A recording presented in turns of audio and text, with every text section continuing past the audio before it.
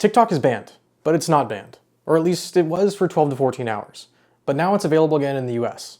This is Tekken 2 and I'm Garrett. And of course we're talking about TikTok today. So let's get into it.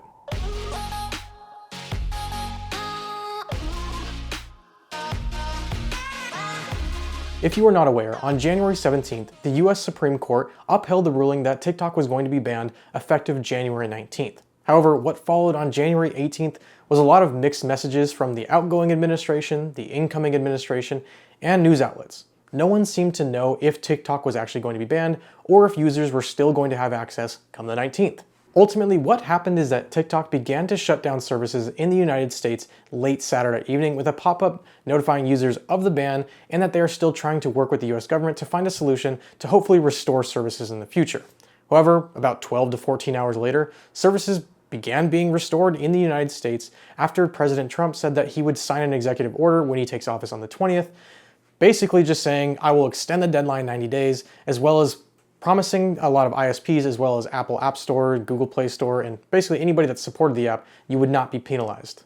All of this is just very messy, as both the outgoing and incoming administrations have changed their view on the ban of TikTok. At one point, all of them supported banning TikTok, but now it seems like they want to keep services available. With all of this being said, many lawmakers in Congress are still wanting the app to be banned.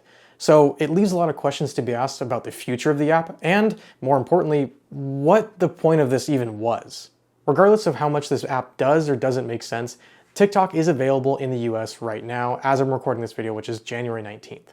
Even if Trump signs that executive order tomorrow, there's no guarantee that it saves TikTok long term. Technically, his executive order could be facing legal challenges right off the get-go. Plus, since the app is technically banned, the companies that can actually offer it, like Apple or Google, could be subject to violations should they not actually enforce the ban.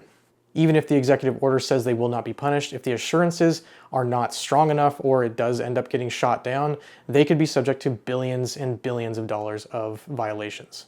Ultimately, I found this to be quite crazy, entertaining, ridiculous, but again, entertaining. So I get to talk about it more, and I'll probably talk about it again as I hear more and we get more clarity on what's going to happen with the app itself. There's probably going to be lots of discussions between Congress, the incoming administration, as well as ByteDance, and how they can find a solution to keep services available, or if national security is actually at the core of this issue.